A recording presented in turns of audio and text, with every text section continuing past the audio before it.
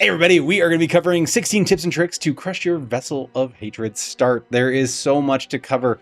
We are going to be looking at the best strategies for leveling. We're going to be looking at how to gear up quick and easy, what stupid mistakes I made during the testing of Diablo 4 2.0, as well as how are we going to be spending our time in endgame. Now, let's get at it. The very first one on this list is something that I actually need to remember, and that is to take the time to actually enjoy. We are going to have a new class, we are going to have a new storyline with amazing cinematics, and just take the time to actually enjoy it before we jump in and level up crazy fast. The next section here is leveling and how to do it crazy fast. Now, as we look at leveling, I am building this from kind of the beginning tips from if you just jumped in and started leveling, but a lot of us are going to be doing the storyline and may jump in at a later point. Just know that these are still valid no matter what level you jump in. So right off the bat, the first thing we need to do is choose a difficulty. Just like we had World Tier 1 and 2 to choose from, we are going to have normal and hard to choose from if this is our first character. Later on, if you've unlocked expert level, then you can also jump to that right away. I still don't recommend that. I think hard is still the best place to start, and we'll go through more of that as we go. So then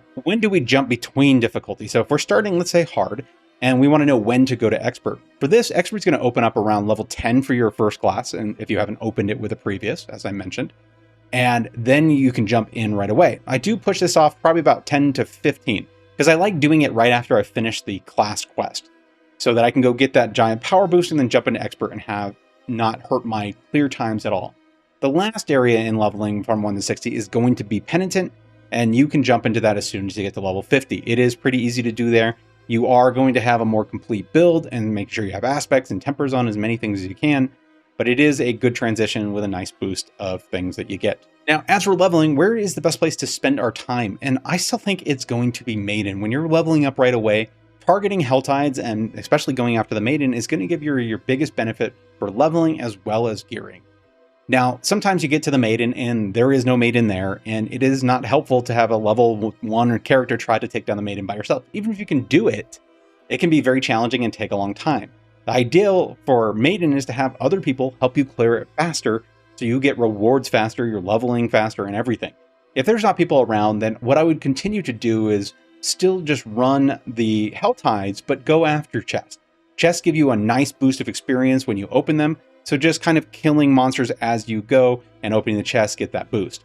I generally open up my map, I put a marker on the chest that I'm kind of walking towards, and I kill everything in my way. I do early on stay close to the Maiden in case somebody else spawns it, and then I can run to the Maiden and do those runs. Now, the Maiden also gives you tons of cinders, so I can come back at the end of a bunch of Maiden runs. I can then open up chests then and still get that giant boost of experience. Now, they did not open up Infernal Hordes during the PTR, so I do not know when those come online exactly. As soon as they come on, they were so valuable for leveling, I would be surprised if they aren't again. And if they open it as early as they open like Nightmare Dungeons, this is going to be an interesting leveling experience versus everything we've done before. Infernal Hordes just throw tons and tons of monsters. They have great density and everything. So check out for those if it does come available and test it for yourself. Now, when should we do our class quest? That is a giant boost of power for every one of the classes. For most classes, it opens up at 15. There's going to be a couple exceptions, but we'll talk about that in a second. At level 15, I think that's a good time to really target for leveling up to that expert level, because you can stop, you can get your gear on point, you can go finish the class quest, have that boost of power, and then come back, jump to the expert level, and get major bonuses for doing so. Now, the exceptions are going to be the Necro, which its class opens up at level 25, so you'll have to wait till then to then go get your Golem. And for Druids, even though you can do it at level 15, you are going to want to collect 400 spirit offerings, so you can make sure that you can feed all the spirits what they need and get your second bonus by picking one of the animals as your lead spirit. And that'll allow you to pick 2 of the options on your class skills. Now, I do want to mention a hack that came up during the PTR, and I do not know if it's going to change, but it was a quick way to go from level 40 to level 60, much faster than doing Nightmare Dungeons or the Maiden. And all that is around level 40, you start running strongholds only. And you could even lower the difficulty and go from, like, if you were running expert, you could run back to normal and do the strongholds and get a level for each stronghold you complete. So the experience boost is at the completion of it, and it would give you almost an entire level when it did. So then you could just run the rest of from 40 to 60 with strongholds. Now, the next area we're covering is Nightmare Dungeons. The very first thing is, well, when should we do them? That has always been a big question in endgame and leveling your glyphs. Well, you no longer level your glyphs with Nightmare Dungeons. So the best time to do them is going to be level 50, because that is when they start actually dropping masterworking material. So Nightmare Dungeons are now going to give you the material to masterwork, which is awesome. And it drops throughout the dungeon. So it's not a race to the end to kill the boss to get the materials. It is now there's reasons to run down every corridor, explore everything, run the extra events that are in there. I think it's a great change to make all of what's going on in the Nightmare Dungeon more valid than it has been before, rather than just rushing to the end. Now, the second thing that you want to do with them is at level 60, they're going to start dropping glyphs. This is still one of the best places to get your glyphs and actually get ready to level them up. So now let's jump into gearing, which has had a major change because we no longer have capstones and world tiers through our leveling. So there is not going to be a place where we clear the capstone and then we have to replace all of our gear. We are going to be leveling with normals for our legendaries and our rares all the way to level 60. So what is the best way to go about this? The first few levels, 1 actually through 15, just put anything on that is better. So if you find something that does more damage, put it on. If you find something that has more armor, just put it on. At level 15 is a great stopping point because for most classes, this is where we're going to do our class quest. So take a second, then go to put on the best of what you found in your bag, then actually run some aspects and tempers that are going to make a big difference. You will then go through, do your class quest, get that boost in power, and this is a good time to jump to expert level as we mentioned before. So then after we do that and we've come back with our class powers, when are the best times to check in on our gear? You don't want to be doing it all the time because you are going to waste a ton of time in town just to get something that you're going to replace in 10 seconds. You are going to be leveling pretty fast, so the gear is going to be increasing steadily. Now, my goal is generally to get to about level 25 with a bunch of legendaries in my bag so that I can go do one big swoop, replace all my gear, get the aspects right, get the tempers. It's worth it to me to do it in a blast because that is a major increase in power, and then I also buy myself more time. So now I'm not going like a few levels later and trying to think I have to do it again. So I'll do it 25, then I'll do it 35. At 35, it gets a little tighter. It takes a little longer to level between levels, so it does make sense to do every 5 levels. So from here, I'll go then 40, then 45, then 50, and so all the way up to 60. So that gives me a better focus, but at least I'm not getting, every time I get a new piece, I'm not jumping away, but I'm also keeping my gear on point and making sure that my clears are really, really good so my leveling is fast. Now, what do we actually do when we take these gear checks? What are we doing? We want to make sure that we replace any piece we can with a better piece. So something that does more damage or has more armor. We then, once we have decided what that is, we want to try to get the tempers that we want on it. And then lastly, we want to place the aspects. We know that we can still mess things up with tempers, even in early game. This is not where I'm worried. I would rather have the increase in damage and a bad temper roll than not have an upgrade at all. So even if the temper goes badly, I'm just going to get the aspect on it, and then I'm going to get back out there. Now, the next big thing you're going to do in gearing is getting ready for Torment level. That's going to start at level 60 because that's the first time you can actually jump into Torment. Even if you unlock it earlier, this is when it happens. You are going to be getting all of your gear to 750 item level, which means at level 60, all your items are dropping at that level, so it's pretty easy to do. Then you are going to put your tempers on, make sure that they're decent rolls, and your aspects that start building a good early build. This is where you actually would look at build guides and think about what you're really trying to build and put it together. Lastly, between the gear at 750 with early build together and all the Paragon points you're going to get, you should easily be able to clear Pit level 20 and then be able to jump into Torment 1. Now, there has been a big change to Ancestral, and that is the drop rate. The drop rate was abysmal in the PTR, but I hear that was a glitch and it shouldn't be nearly as bad. But it is not how it has been. It's not when you get to World Tier 4 where you get mostly Ancestrals and little of everything else. Ancestrals are going to be a rarer drop than they have been in the past, and I think it's actually a really good feel because that also made it so early Torment levels don't have to require you to have Ancestrals. The difficulty doesn't immediately jump expecting you to have Ancestrals to keep the challenge together. You can still run with your normal gear. Now, when you do get Ancestrals, even if the affixes are not perfect at this early stage in Torment 1, moving into Torment 2, you want to equip them right away. And the major benefit is they have a guaranteed greater affix. Even if it's not a perfect one, it still can make a big difference. But more importantly, they have 2 tempers versus the one of the normal gear. So having an extra temper can make a huge difference to your build. So whenever you do get Ancestral, it does make sense to get the extra jump in power by equipping it as soon as you can. Now, one thing I do want to mention, if you guys are you've played this game a bunch and you're used to seeing certain numbers for damage or armor that is really good, know that they have squashed them down. So all the numbers are much tighter than they have been before, but they are still doing the damage. But instead of waiting for like increased armor of 30, an increased armor of 3 can matter a lot.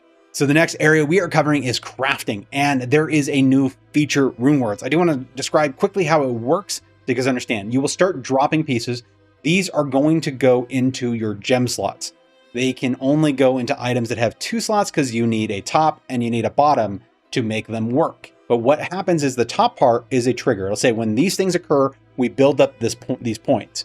The bottom will say when we get this many points after building them up, will cause this event to occur, this spell to cast. Now, a quick note is that you can only have 2 sets of Rune Words working at a time. So you can have 2 of your pieces have Rune Words, and that is it. One of the biggest mistakes I made during the PTR was not knowing how to fully test these. Not every combination is going to work for your build, and not every ability is going to trigger fast enough to make it matter.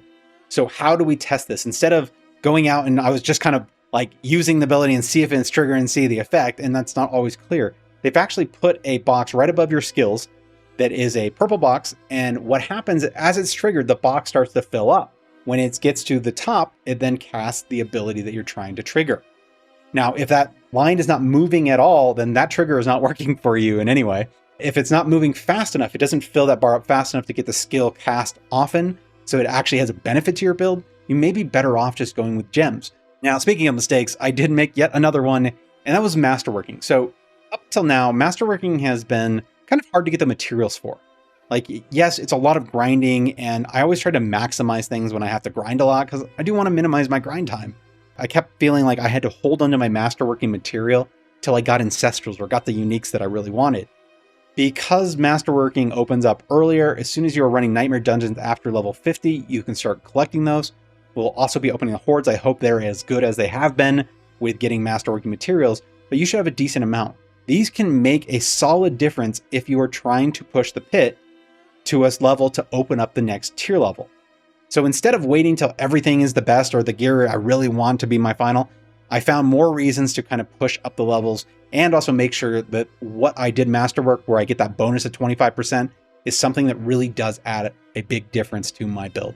Now, if you guys haven't been playing Diablo 4 for a while, we will have a list of videos in the description that will go through the major new features that have shown up since launch, so you guys can jump into those and get up to speed fast. We are now going to be jumping into endgame tips. There has been a ton of changes here as well. Now, the first thing in endgame is we're going to be covering power progression. Because they're doing the torment levels the way they are, that everything is kind of gated. If you're at this torment 1, then everything is kind of at the torment 1 difficulty, except for maybe the pit, which is designed to be able to push up to higher levels and open later torment levels. But know that any activity here is going to give you a very similar experience and is worthwhile. It'll drop similar gear. It is no longer gated by the monster level. It is now gated by the torment level. But what exactly should we be focused on? What gives us the most power and the highest chance of moving up to that next torment level? Well, we are going to do very similar things as we have for the last few seasons. We are going to get masterworking materials so we can masterwork. We are going to be leveling up those glyphs. We are going to be hunting down ancestrals with the right affixes. They are all going to have greater affixes this time, so that is kind of a cool add. Then we're going after uniques and mythics.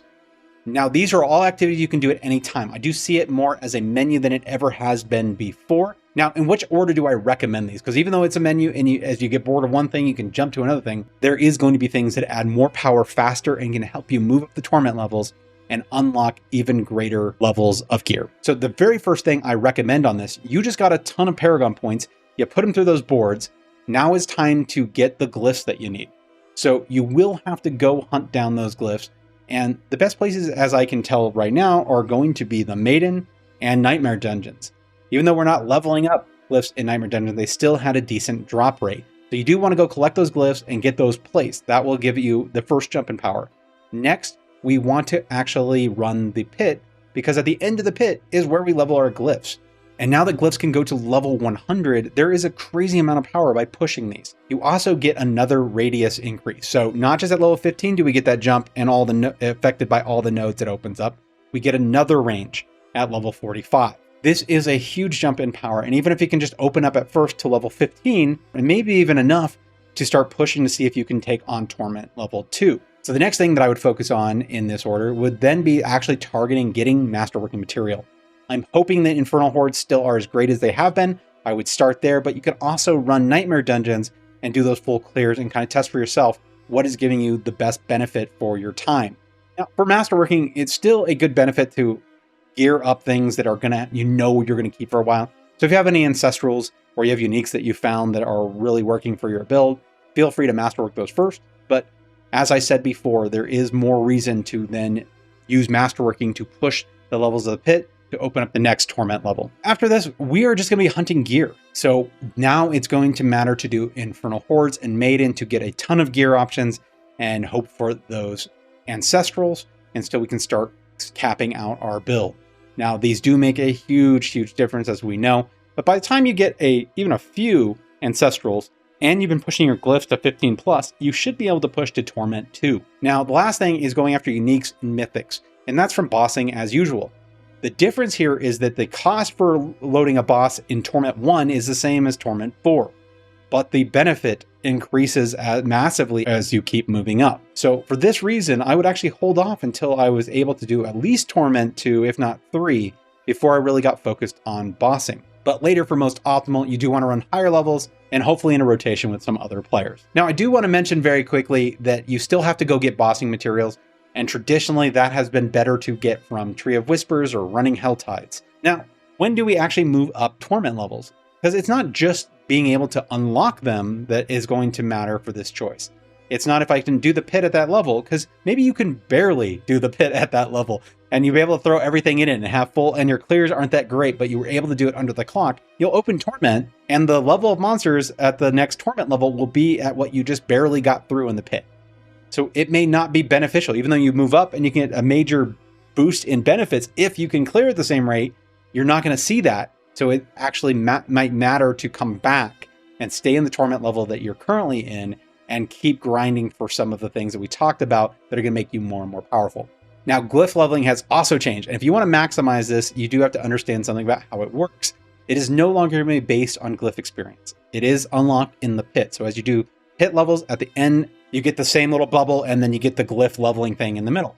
But instead of having experience points that you load into these glyphs, you are now going to get a set number of level ups that you can do. The higher the level of pit that you are completing, the more benefit you get for each of those points. So if you are just starting the pit and you're doing low levels, you may only get one level to a glyph for each of the points that you have to spend with the glyph leveling system. Now, as you keep pushing up the pit, the lower level ones will now start getting 2 or 3 levels per each of those points. So you can start to move up lower level glyphs pretty fast as long as you are moving up some main ones. So I think this is really great because as you push up the pit tiers and you can start getting better clears because you're maximizing your gear and whatever else you need to do, you can also then test other glyphs rather fast because they're a lot faster to bring up to level quickly. I do want to mention some other features coming to the game just so you are aware of them. The first thing, and I think this is going to be, if they did it right, is going to be crazy. We have not got to do testing with this, but it's the ability to run with a mercenary. So you actually get a sidekick. And what's so great about mercenaries, and has traditionally been through the Diablo series, is they help your weaknesses. So if you are trying to be a ranged caster, instead of all the monsters that can rush on you rushing, they have something else to target. And the same the other way, if you are running into the middle of things, having something that clears things from a distance can really balance out how fast your clears are. And mercenaries make that a possibility. Now, they are going to get their unique skill trees and all kinds of extra benefits to pump them up and make them strong. So I can't wait to see the combinations that we come up with as we pair them with certain builds. Next, a big feature that everybody has been asking for, and it is the group finder. The ability to jump into this game and go play with other people can have a major benefit. They are also opening up raids, which makes this even more important because you do need to run in a party to complete the raids. Now, my biggest hope for this is that it is very active and people are doing all kinds of things. So I don't need to just do it for things that require multiple people to play, but I can actually do it to go run Helltides or run the pit with a bunch of people, or bossing, which has been an absolute pain to kind of run through chat or through trade to find good groups. Group Finder should fix all of these problems. Now, I do want to note the Paragon board. There is a major improvement to the Paragon board. There's two things I like in particular. Not everybody agrees with me, and I get that. But the first thing is that they locked it to 5 boards. So I like this because it makes the choice very clear. I have to look at the boards and I have to pick the 5 I think make the biggest difference to my build. And those are the ones I have to build around. I'm not trying to see if I should get an extra board in or squeeze one more or get another legendary node in here. I am just focused on what 5 matter the most. And because there's 5 boards, there's 5 glyphs. And now what 5 glyphs matter most to me? I like this feature. They were giving us a lot more Paragon points, so we really do have a choice to actually get the legendary nodes and the glyph and still explore some of the side node clusters, some of the magic and rare ones that make a major change to your build. And also for me, I think it's a great place to debug because I can channel into one of these clusters when I need extra defense or resistance, or I can take those points out and put it to something that's going to add more damage, maybe more damage to elites if I'm going to start doing bossing. To me, this gives a lot more freedom to kind of build the build the way you want it to feel. So now one last bonus here, we are going to do the tried and true tips. The very first thing is don't pick up everything.